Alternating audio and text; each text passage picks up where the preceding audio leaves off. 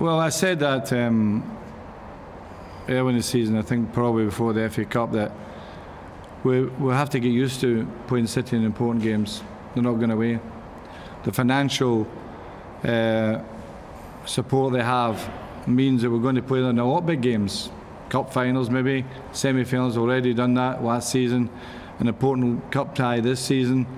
You know, it's there, you know, that, so therefore that if we're going to be contesting for league titles regularly, and I think we will be doing, it will become just as important as the Liverpool game. Maybe not in terms of the emotion part, because the Liverpool United games are emotional, but certainly in importance, it probably at this moment in time supersedes the Liverpool games, in the sense that they're our direct opponents now. We know the exact situation we're in here.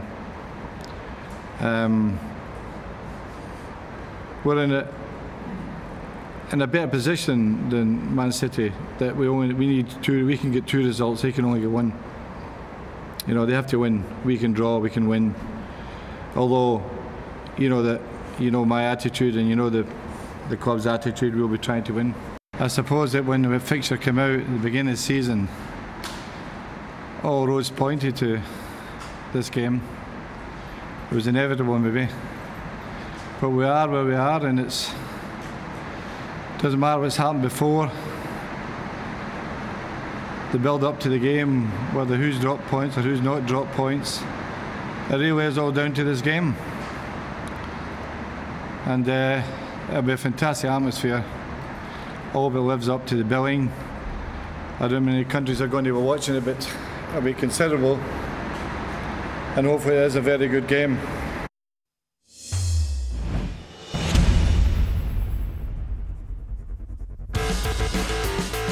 Big showdown Monday night. Will you be shouting for United or City?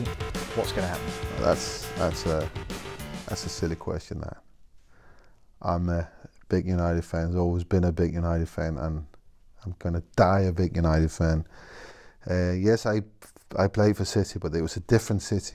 It was a newly promoted team. It's a lot about trying to work with Kevin Keegan. I was thinking about management at the time. It was a lot about bringing the family back for the kids to finish their school and get back to the area that we felt really comfortable living in. But I'm a Man United fan. Well, Edwin, can you believe it's come down to this? A few weeks ago, it looked like United had the title in the bag. Yeah, you could say that, but about 6 weeks ago, it was the other way around. So it's, I think Ferguson always has said that. You get twists and turns in the whole campaign. And that's where the Barclays Premier League is known of, all the twists and turns during the season. And of course, yeah, he would have taken a 5-point lead going into this game, of course, with the disappointing result from the Everton game. And another twist in the race for the Premier League title. He's still 3 points ahead of City, and yeah, a win or draw would be great. Losing is of course not an option for United, but that's going to be a massive important game for both teams. And yeah, I know all the fans, all the football people are looking towards Manchester on Monday night. It's not easy to be 8 points behind. It's not easy to find the motivation and carry on, but they've done that, and they're in a position now, mostly due to some unexpected results from Man United, the Wigan one, and obviously the Everton game, where with a win it'll put them in the driving seat. What is Sir Alex Ferguson like in this run-up? Determined. He's very determined. He's been that all his life, especially when he got challenges ahead of him. And now you got City on the brink of trying to nick the Premier League away from you. So that's it's a new challenge, especially for the last couple of years they've been building up the squad and with great, exciting players and good players. Yeah, let's see what the game brings on Monday night. I have to say that Sir Alex's achievement this year is probably one of his greatest ever. For someone at that age to keep moving with the times and understanding what these young fellas, what makes them tick, what makes him go out there and produce what he wants them to produce. I think that's incredible. He always looks ahead to the next game and the next game, but he also looks 2 or 3 or 4 months, 5 years into the future. But he never, ever, ever talks about that in front of the players. He never, ever talks about anything else but the next game. The next game will always be the most important game they've ever played in their lives. And it doesn't matter if it's Wigan or Everton or Man City. It doesn't matter. It's the most important game you will ever play, because you need 3 points here. And when you can focus your players on just looking at that one job, you know, you're halfway there. David De Gea, is the criticism warranted? He's had some stick. I don't think so. I think it's been really unfair. Go back to before the Community Shield. Already then, they were creating this atmosphere that De Gea was not the right goalkeeper, and he was too small, and he was not good. And the thing was, I mean, I've looked at De Gea from his time at Atletico Madrid. I also watched him play when he played the Under-21s European Championships in Denmark. And I knew the guy was well capable. He's different to anything else we've had, but he's capable. He's got a different style, but then again, being a goalkeeper and goalkeeping, it's changing. It's a lot more footwork now. You have to be more a football player. Of course, you still have to save the ball, but at the end of the day, it doesn't matter how you save the ball. There's still a lot of stereotyping out there about goalkeepers. For me, it doesn't matter how you save the ball, as long as you save it. I experienced myself when I went from Holland. When I was 28, I went to Italy to play for Juventus. And even with my experience already, you come in a different country, it's a new language,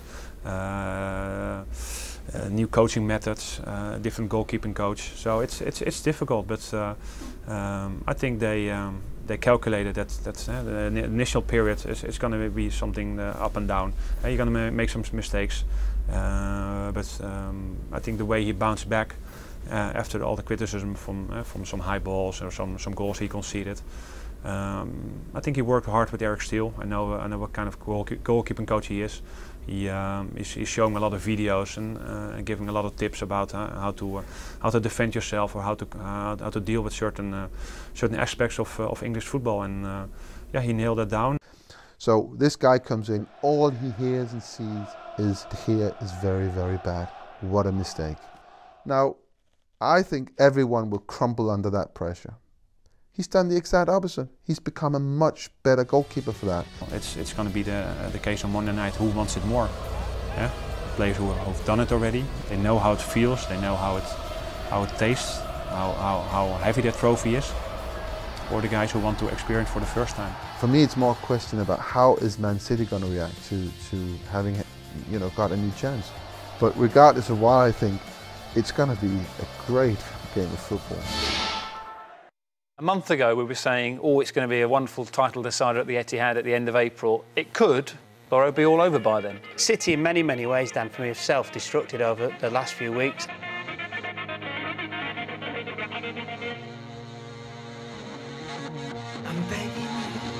A huge day in the Barclays Premier League, with United going first at home to QPR and City following with a tough away trip to Arsenal.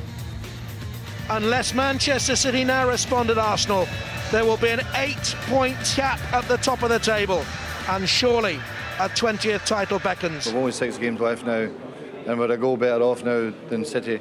There's still a long way to go, loads of games, and I'm sure there'll be some more ups and downs throughout the season. The referee puts his whistle to his lips, and Manchester City shoulders slump. They know what this result means. Manchester City and Mancini, with 6 games to go, are 8 points adrift. There's no coming back from that. Now, clearly it's difficult to win the title, but we should hope that they can lose some point, 3 point or 4 point, 6 game to the end, 18 points. Never say never. Their first half of the season hasn't been matched by the second, there's no doubt about that. You know, you look across Manchester, they've been there, they've done it, they know how to win.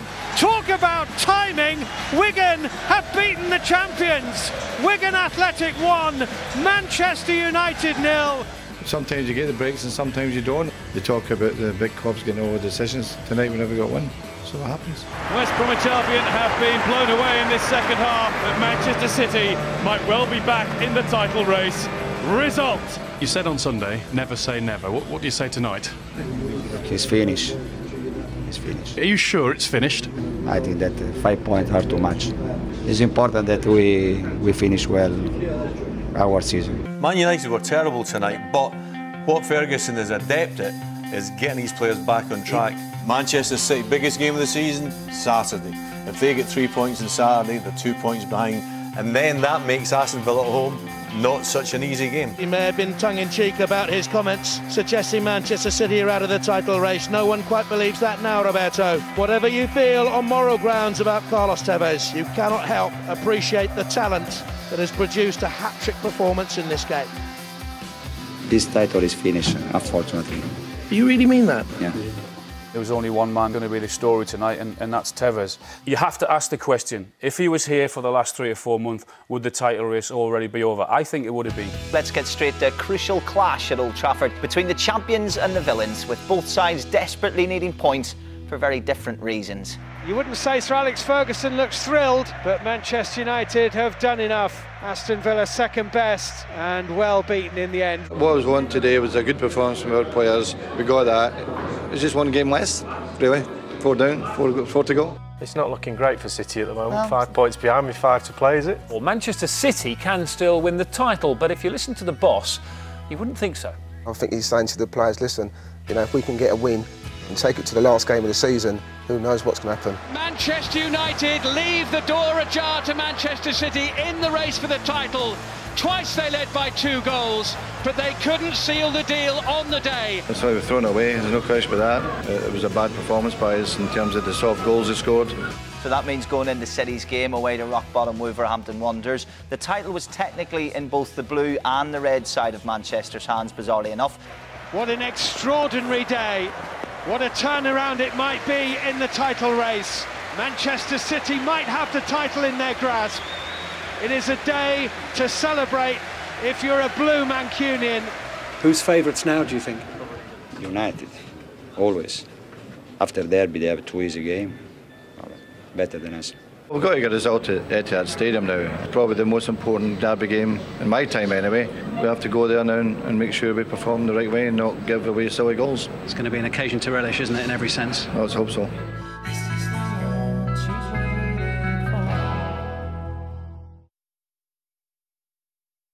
I have a big respect for United because for me they are the best team here and maybe in Europe with Barca and Real Madrid. But I think that Monday will be a different game because it will be a derby. They have a fantastic player, they have an incredible spirit. I don't know what can happen Monday.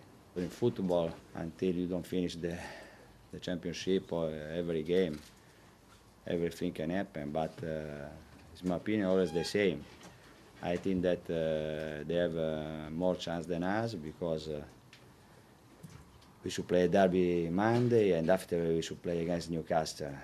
That will be a very tough game and after QPR.